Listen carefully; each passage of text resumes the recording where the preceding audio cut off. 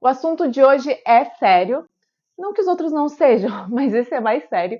E eu vou começar falando uns dados bem preocupantes para vocês entenderem a importância desse vídeo. De acordo com o resultado do último censo do IBGE, com levantamento feito pelo Ministério da Saúde e pela IDF, que é a Federação Internacional de Diabetes, 10% da população brasileira, ou 20 milhões de pessoas, tem diabetes. Sendo que a maioria, 90% desses casos, é diabetes tipo 2, aquela em que as pessoas desenvolvem ao longo da vida, decorrentes da obesidade e de um estilo de vida não saudável. Existe a diabetes tipo 1, em que a pessoa já nasce sem a produção de insulina, o corpo não produz insulina, e a diabetes tipo 2, que é a mais comum dos casos hoje em dia. O Brasil é o quinto país com maior incidência de diabetes, perdendo apenas para a China, Índia, Estados Unidos e Paquistão. E uma das principais causas da diabetes tipo 2 é a resistência à insulina. A insulina é um hormônio produzido pelo nosso corpo e eu vou explicar mais para frente qual é a sua função e como ela atua.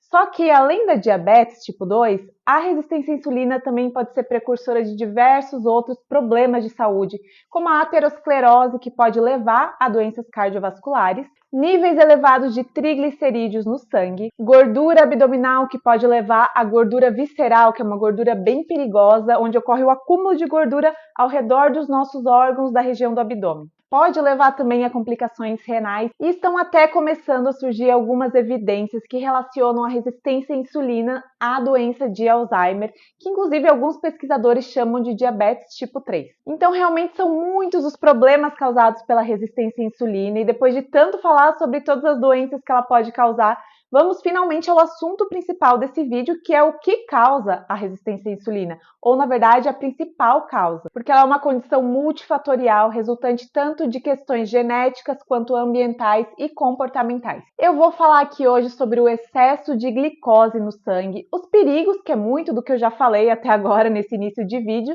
e como evitar os picos glicêmicos. Mas começando pelo começo, o que caracteriza de fato o excesso de glicose no sangue? Bom, a glicose é obtida a partir dos carboidratos e é a nossa principal fonte de energia. Então, quando comemos carboidrato, o nosso corpo quebra esses alimentos, transforma em glicose e então essa glicose é absorvida na nossa corrente sanguínea. E aí, quando ela vai para a corrente sanguínea, o pâncreas libera um hormônio chamado insulina e é a insulina que leva a glicose para dentro das células.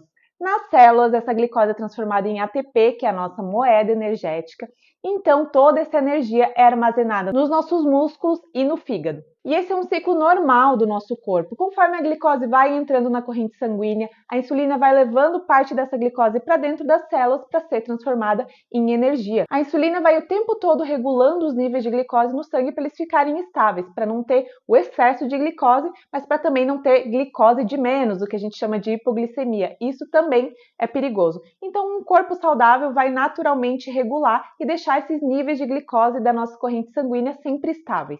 E o excesso de glicose no sangue, que é também chamado de pico glicêmico, é quando ocorre um aumento muito rápido e significativo em termos de quantidade de glicose circulando na nossa corrente sanguínea. Isso se dá principalmente quando comemos açúcar refinado e carboidratos simples de forma isolada, sem o acompanhamento de outros macronutrientes. E quando falo carboidrato simples, são pão branco, arroz branco, macarrão, doce de leite, bolacha, bolo, enfim, carboidratos que não são feitos com grãos integrais e não possuem fibras. Só para esclarecer, quando eu falo açúcar e carboidrato, na verdade é tudo a mesma coisa, tá? Quando a gente fala do ponto de vista de como são metabolizados dentro do nosso organismo. Tudo vira glicose e vai para a corrente sanguínea da mesma forma. Bom, e por que o excesso de glicose é tão ruim para a nossa saúde? Quando há um pico de glicose, o pâncreas responde liberando uma quantidade maior de insulina para ajudar as células a absorver toda essa glicose. Então, eu já expliquei para vocês como que a insulina atua, né? Ela leva a glicose que está no sangue para dentro das células para ser transformada em energia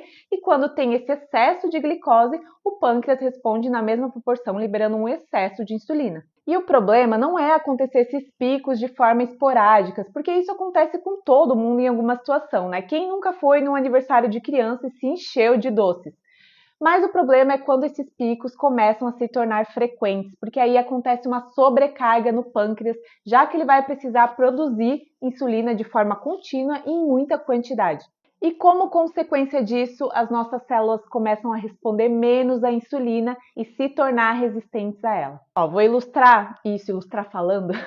Vou ilustrar isso para vocês conseguirem entender melhor. O que que acontece? A insulina vai lá, pega toda a glicose, parte da glicose que está na corrente sanguínea, bate na porta das células e as células abrem a porta. E aí a insulina fala, ó, tá aqui a glicose, transforma em energia.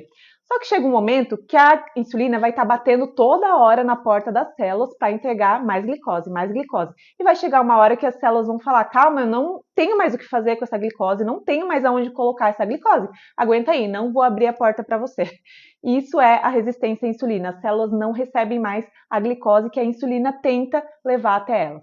E aí, se você se torna resistente à insulina, você pode desenvolver diversos problemas de saúde, como todos aqueles que eu citei no início do vídeo, principalmente diabetes tipo 2, obesidade, porque altos níveis de insulina levam a um maior armazenamento de gordura, problemas cardiovasculares, complicações renais e doença de Alzheimer, porque a resistência à insulina altera o metabolismo da glicose no nosso cérebro, que é a principal fonte de energia do cérebro, e com isso também contribui para a neurodegeneração.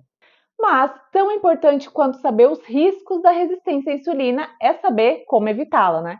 Então, para evitar o excesso de glicose no sangue, faça sempre refeições completas em termos de nutrientes, acompanhando carboidratos sempre com proteínas, gorduras saudáveis, para que a digestão desse carboidrato seja mais lenta e ele não vá diretamente e de forma muito rápida para a corrente sanguínea. Ou seja, evite comer carboidratos de forma isolada, principalmente carboidratos simples, né? Como pão branco, arroz branco, bolo, doce de leite, todos aqueles que eu falei anteriormente para vocês.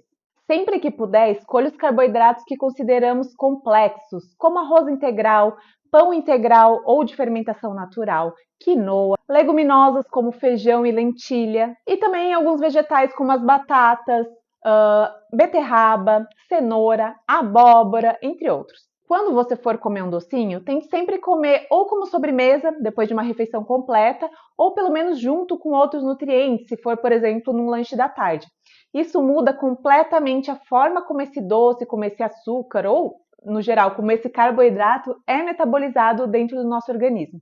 E por fim, tem uma alimentação rica em fibras, então coma frutas, vegetais, aveia, porque entre os diversos benefícios das fibras, elas também ajudam a retardar a absorção e a digestão dos carboidratos, ajudando assim a controlar os níveis de glicose no sangue.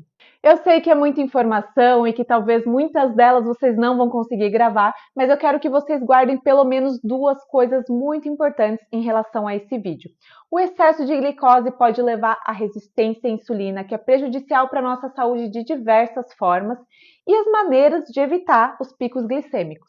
E agora eu quero te pedir um favor, se você gostou desse vídeo, curte aqui para eu saber que esse tema foi relevante para você e já manda para outras pessoas assistirem para a gente disseminar informações importantes como essa e não as mentiras e mitos da nutrição sobre os alimentos, que é o que a gente mais vê por aí.